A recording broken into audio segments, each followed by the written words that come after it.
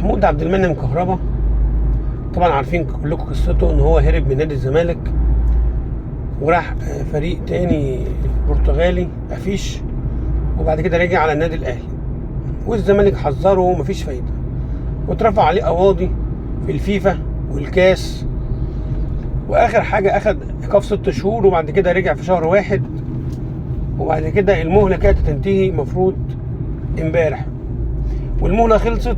محمود كهربا ما دفعش الغرامه اللي عليه، واحنا قلنا قبل كده ان الاهلي مش هيقف معاك يا كهربا، لان المبلغ المطلوب من حضرتك 100 مليون جنيه.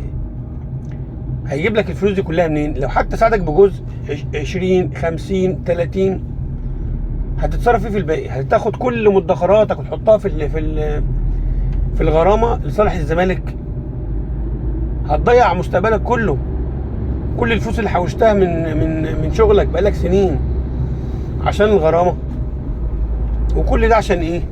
عشان انت راجل ما مشيتش بالاصول. عندك عقد مع نادي الزمالك، خلصه وبعد كده روح في اي مكان انت عايزه. لكن تهرب بالطريقه دي وتطلع لسانك للزملكاويه بطريقه يعني ملاش اي لازمه. وانا قلت قبل كده ان كهربا صعبان عليا وانا زعلان عليه، لانه لاعب موهوب ولاعب كويس، لكن دماغه مش محترفه. انت عندك عقد التزم بيه لغايه ما يخلص، وبعد كده روح اي نادي انت عايزه. لكن انت قاعد يقولوا لك ما تقلقش، احنا هنقف معاك، احنا مش هنسيبك، احنا والنتيجه دلوقتي ان في خلال ساعات هيصدر قرار من الفيفا بايقاف كهربا 6 شهور تاني ما يلمس كرة القدم. طب هل الوضع اللي انت فيه ده كويس؟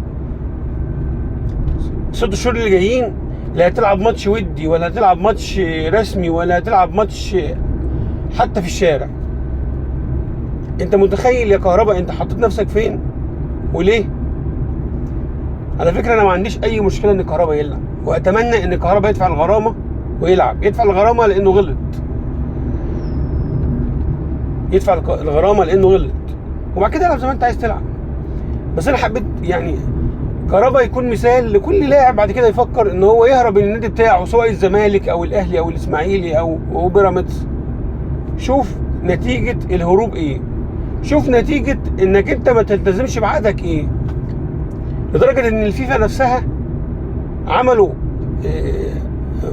ورك شوب عشان يبينوا فظاعه اللي عمله كهربا، وازاي هرب وازاي استخدم نادي تاني كوبري وازاي رجع النادي الاهلي. بقت مشكله كهربا دي تدرس كنوع من انواع الفساد اللاعب اللي هو يسيب النادي بتاعه ولا يلتزم بالعقد بتاعه ويروح لنادي تاني. اتمنى يا كهربا تكون اتعلمت الدرس، واتمنى كل لاعب بيفكر يعمل زي اللي كهربا يعمله يتعلم الدرس. محدش هينفعك. هما في الاخر استفادوا ان هما طلعوا لسانهم لنادي الزمالك وقعدوا يقولوا احنا خدنا كهربا وفي الاخر انت استفدت ايه؟ ايقاف ورا ايقاف وتهديد ورا تهديد، وانت لاعب خامتك حلوه ولاعب كويس. حرام انك تتوقف 6 شهور بالطريقه دي عشان انت هربت من نادي الزمالك. الحل الوحيد ان الغرامه تندفع وترجع تلعب تاني، واتمنى ان الغرامه تندفع.